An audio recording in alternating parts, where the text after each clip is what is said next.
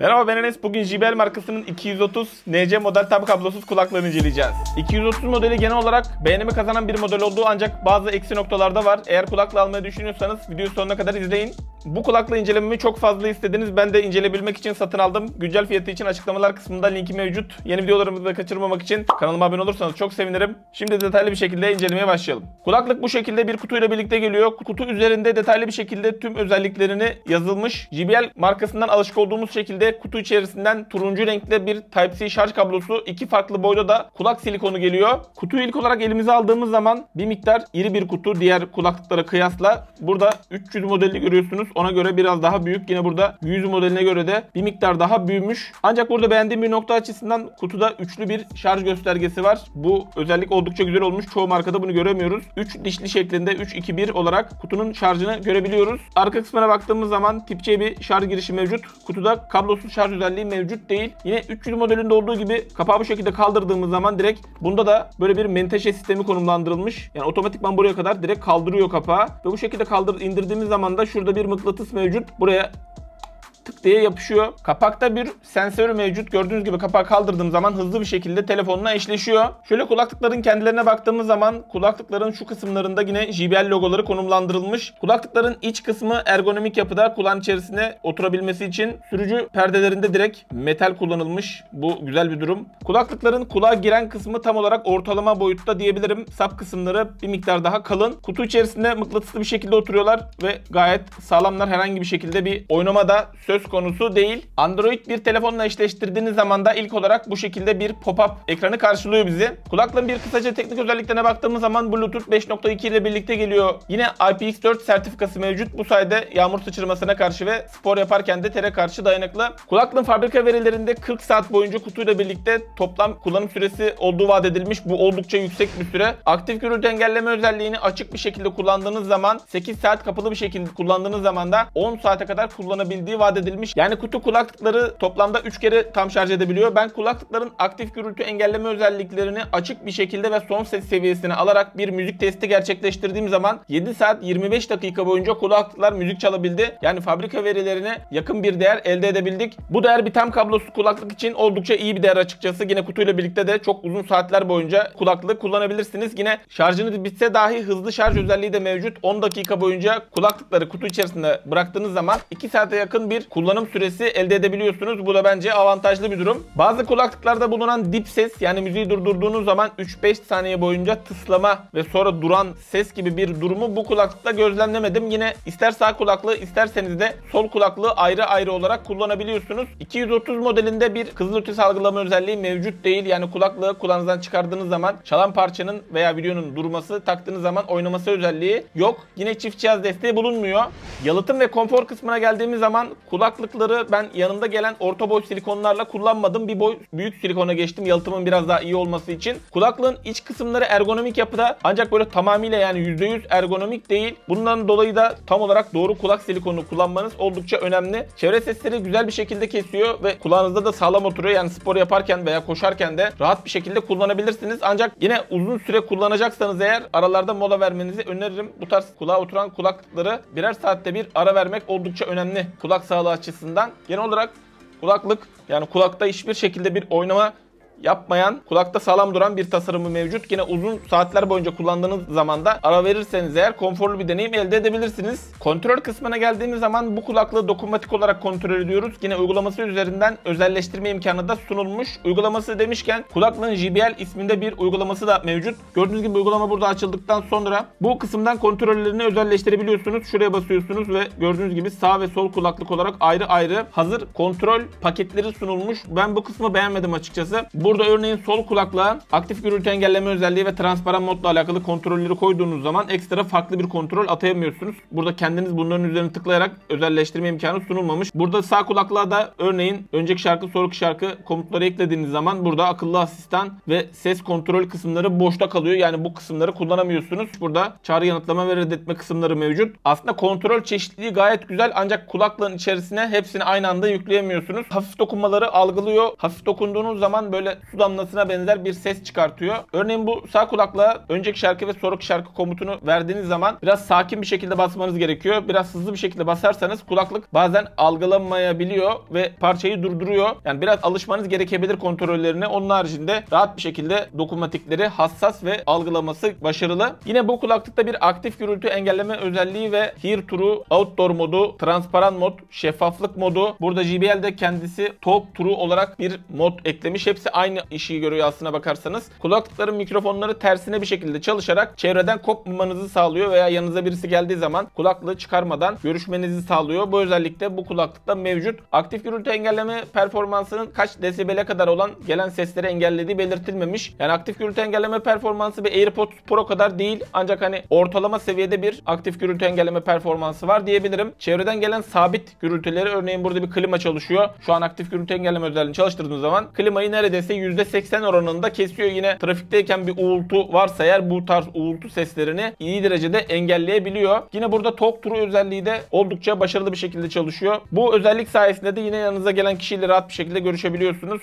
Bunun da ayar seçeneği olsa güzel olurdu. Yine de hani rahat bir şekilde bu modu aldığınız zaman yanınıza gelen kişiyle görüşme yapabilirsiniz. Bu arada uygulaması demişken şöyle uygulamasına da bir detaylı bir şekilde bakalım. Gördüğünüz gibi burada sağ ve sol kulaklığın şarjını yine kutunun şarjında görebiliyoruz. Bu da bence güzel düşünülmüş bir detay ki üzerinde bile üçlü gösterge olduğu için zaten çok ihtiyacımız yok. Ancak buradan yüzde olarak da gördüğünüz gibi tam %83 kutunun şarjı kalmış. Şu anlık uygulaması İngilizce. Ekstra olarak uygulamasında bir bağlantı kopukluğu veya bağlanamama gibi bir durum yaşamadım. İlk olarak kulaklığı bağladığım zaman bir yazılım güncellemesi olmuştu. Şöyle alt kısma geldiğimiz zaman burada equalizer kısımlarını görüyorsunuz. Burada equalizer'ı açtığınız zaman bu hazır modlar mevcut. 5 adet. Burada kendiniz de istediğiniz gibi 10 adet farklı equalizer ekleyebiliyorsunuz. Bence bu da güzel düşünülmüş bir detay. Örneğin buraya artıya bastığınız zaman böyle detaylı bir şekilde mid, tiz ve bass olarak burada bize seçenekler sunulmuş. Bunu kaydediyorsunuz. Bir isim de vererek equalizer'ları özelleştirebiliyorsunuz. Bence bu da bu kulaklığın en güçlü olduğu noktalardan birisi. Şöyle alt kısma geldiğimiz zaman bu kulaklıkta bir audio modu, yani müzik modu ve video modu olarak iki farklı mod bulunuyor. Gecikme süresini biraz daha arttırıyor müzik modundayken, daha kaliteli bir ses transferine izin verebilmesi için. Video modundayken ise transfer edilen bitrate'lerini daha fazla düşürerek daha gecikmesiz bir deneyim elde etmenizi sağlıyor. Buradan bu modlar arasında geçiş yapabiliyorsunuz. Hani burada eleştireceğim bir nokta açısından bu modlara geçebilmek için mutlaka uygulamayı kullanmanız gerekiyor. Kulaklık üzerinden bu modlar arasında kısa bir şekilde geçiş yapamıyorsunuz. Şöyle alt kısma geldiğimiz zaman burada kontrol kısmında bahsettiğim kontrollerini özelleştirebiliyorsunuz kulaklığın. Yine alt kısmında yan ses olarak da tabir edilen bir özellik mevcut. Yine bunun seviyesini de belirtebiliyorsunuz. Bu özellikle kulaklık kulağınızdayken görüşme yaptığınız zaman kendi sesinizi de sizin duymanızı sağlıyor. Yani bu sayede daha çok yüksek sesle konuşmamanız sağlanmış. Bu da bence oldukça kullanışlı bir özellik. Onun alt kısmında gördüğünüz gibi sesli asistan kulaklığı bul kısmı mevcut. Bu kısmı da çalıştırmadan önce kulaklığı mutlaka kulağınızdan çıkartın çünkü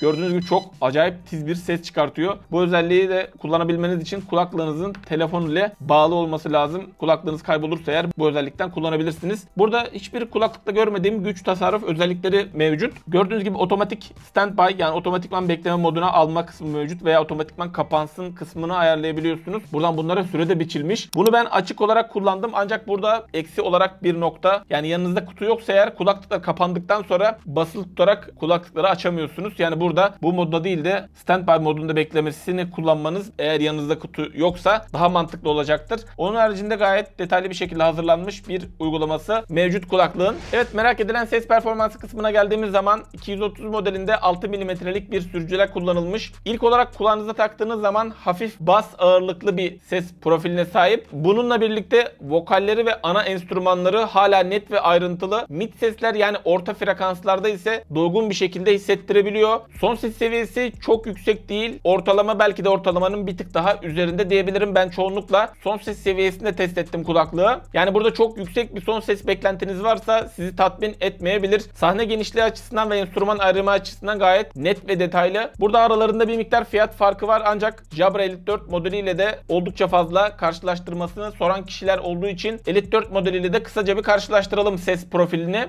Son ses yüksekliği açısından Elite 4 modeli az daha önde. Vokal sesler, tiz, gitar gibi sesler daha keskin ve belirgin Elite 4 modelinde. JBL modeli ise biraz daha soft ama belirgin yine tiz olarak da. Bas konusunda eşit gibi dursa da JBL basları daha fazla öne çıkardığı için daha iyi bir algı uyandırıyor. Burada dinlediğiniz müzik parçasında saf olarak bas olan bir parça dinliyorsanız eğer iki kulaklığın da bas performansları eşit gibi duruyor ama normal bas yoğunluğu olan bir parça dinliyorsanız eğer JBL'de baslar daha fazla hissediliyor. Yüksek frekanslarda yani tiz sesleri daha detaylı olarak verebilmesiyle biraz daha geniş bir sahne algısı uyandırıyor Elite 4 modeli. Yani bir tane kazanan söylemek zor. Daha soft bir tiz ve vokal ve belirgin baslar için JBL, biraz daha vokal, akustik ve detaylı olarak da Jabra ön plana çıkıyor denebilir. Yine JBL 230 modelinin uygulaması üzerinden equalizer'larını istediğiniz gibi özelleştirebiliyorsunuz. Müzik zevkinize göre tepkileri gayet başarılı. Hangi kısımların ön plana çıkmasını istiyorsanız onları etkili bir şekilde öne çıkartabiliyor bu equalizer uygulaması. Bunun bir avantajı açısından yani Spotify üzerinden de equalizer'ını yapabilirsiniz. Ancak kendi uygulaması olduğu için bu equalizer yaptıktan sonra farklı bir telefona bağlasanız, bilgisayara bağlasanız veya televizyona bağlasanız bile bu equalizer'lar kulaklığın içerisine yüklü bir şekilde kalıyor. Bence bu da artı bir durum. JBL 230 NC modeli yapılan müziğin kulağa göre biraz daha hoş gelecek şekilde makyajlıyor gibi. Yani ben daha önce arkada kullandığım hoparlörler yerine bir stüdyo hoparlörü almıştım. Referans hoparlörü de geçen. Açıkçası onlarda müzik dinlemek nasıl çok fazla zevk vermiyorsa eğer, yani yapılan müziği olduğu gibi yansıtıyor size. Herhangi bir şekilde makyajlamıyor. Burada JBL biraz daha kulağa hoş gelebilecek şekilde müziği makyajlıyor. Eğer daha önce bir JBL ürünü kullandıysanız, yani JBL'in bu ses karakterini Harman Kardon'la birlikte güzel bir şekilde verebiliyor kulaklık. Bunu yaparken de keskin, rahatsız edici tiz sesler varsa onları biraz daha kısıyor. Basları biraz daha arttırıyor. Yine vokalleri de ön plana çıkartıyor.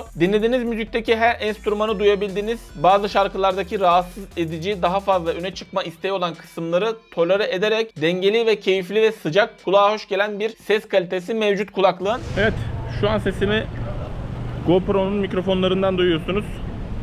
Mikrofon testi için Alo. Balıkesir merkeze geldik.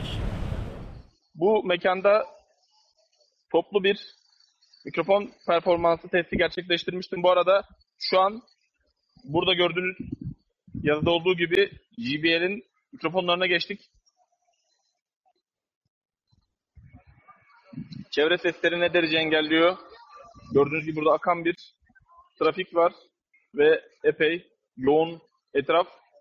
Yine arka bölümde bir su havuzu mevcut. Sesime odaklanabiliyor mu? Doğal bir şekilde mikrofon performansını nasıl bulduğunuzu yorumlar kısmında belirtin lütfen. Eğer ki video işinize yararsa kanalıma abone olursanız çok sevinirim. Desteğiniz benim için çok önemli. Şimdiden çok teşekkür ederim. Evet, şu an ise Jabra Elite 4 aktif modeline geçtim. Yine aynı noktadayım. Mikrofon performansı aralarındaki farkları net bir şekilde görelim. Jabra 4 aktif modeli de mikrofon performansı olarak telefonla görüşme yaptığınız zaman sesinizi karşı tarafa bu şekilde iletecek. Şu an sesimi buradaki yaka mikrofonundan duyuyorsunuz. Şimdi ise JBL modeline geçtim. Buradaki Bluetooth hoparlörden bir kafenin arka plan gürültüsü açık. Sesime odaklanabiliyor mu? Karşı tarafa aktarılan sesin netliği nasıl? Gürültülü bir kafe ortamında JBL modeliyle bir görüşme yaptığınız zaman sesinizi karşı tarafa bu şekilde aktaracak.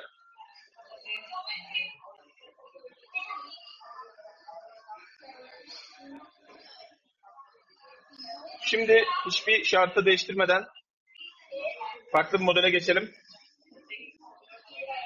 Evet, şu an Jabra'nın Elite 4 modeline geçtim. Aynı ortamda, aynı şartlarda ve aynı kafenin arka plan gürültüsü altında bir görüşme yaptığınız zaman bu şekilde bir görüşme kaydı elde edeceksiniz. Telefonlar iPhone 13 Pro'ya pahalı olarak test ediyorum. Mi 9T telefonunu arıyorum ve gördüğünüz gibi 3. parti uygulama kullanmadan direkt bu görüşmeleri kayıt altına alıyorum. Yani karşı taraf ne duyuyorsa siz de birebir de aynısını duyuyorsunuz. Mikrofon kısmına geldiğimiz zaman 230 modelinde 4 adet mikrofon konumlandırılmış. Gürültü engelleme açısından bir miktar karşı tarafa gürültüleri engelleyebiliyor. Ancak karşıya aktarılan ses yüksekliği ve doğallık açısından, yani robotik bir aktarım değil de daha doğal bir şekilde sesinizi karşı tarafa aktarıyor.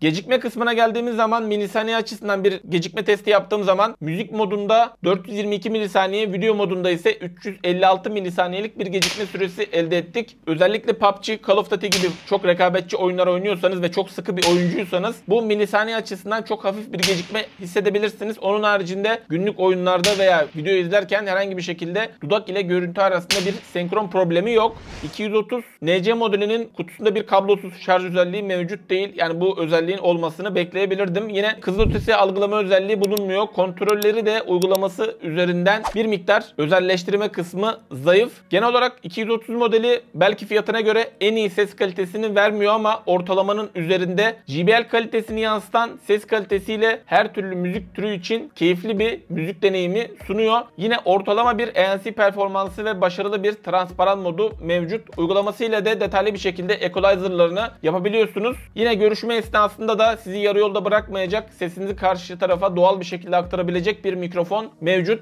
Özellikle kutusunda bu şekilde üçlü bir şarj göstergesi olması da benim bu kulaklığın en beğendiğim noktaları oldu. Yani göstergeyi mi beğendin diye sorabilirsiniz ancak maalesef çok üretici kutusuna gösterge koymuyor. Nedenini ben de bilmiyorum açıkçası. İnsanlar da kutunun ne kadar şarjının kaldığını öğrenmek istiyor haklı olarak. Siz JBL 230 NC modeli hakkında ne düşünüyorsunuz? Güncel fiyatı için açıklamalar kısmında linki mevcut. Yeni videolarımı kaçırmamak için kanalıma abone olmayı unutmayın. Bir sonraki videoda görüşmek üzere. Hoşçakalın.